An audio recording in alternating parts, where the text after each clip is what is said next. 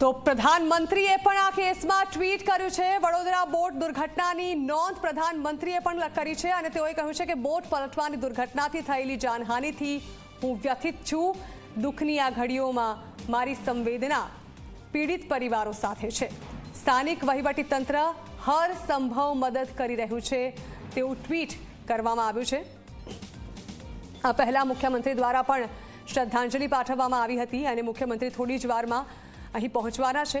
ત્યારબાદ અત્યારે પ્રધાનમંત્રી દ્વારા પણ આ દુર્ઘટનાની નોંધ લેવામાં આવી હતી અને પીએમ ઓફિસથી એક ટ્વીટ કરવામાં આવ્યું છે જેમાં દુઃખની આ ઘડીમાં મારી સંવેદનાઓ એ પીડિત પરિવાર સાથે છે અને સ્થાનિક વહીવટીતંત્ર હર સંભવ મદદ કરી રહ્યું હોવાનું ટ્વીટ પ્રધાનમંત્રી દ્વારા કરવામાં આવ્યું છે।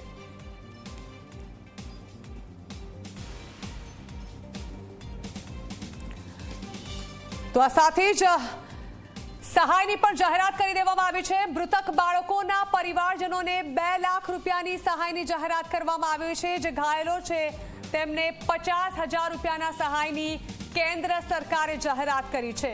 વડોદરા બોટ દુર્ઘટના કેસમાં કેન્દ્ર દ્વારા સહાયની જાહેરાત કરી દેવામાં આવી છે। મુખ્યમંત્રી અહીં પહોંચે તે પહેલા એક સહાયની જાહેરાત કરી દેવામાં આવી છે। જે બાળકો આ દુર્ઘટનામાં જીવ ગુમાવી ચૂક્યા છે તેમના પરિવારોને 2 લાખની સહાય આપવામાં આવશે, જ્યારે કે જે લોકો દુર્ઘટનાગ્રસ્ત છે અને જેમની હોસ્પિટલમાં સારવાર ચાલી રહી છે તેમને 50,000ની સહાય કરવામાં આવશે।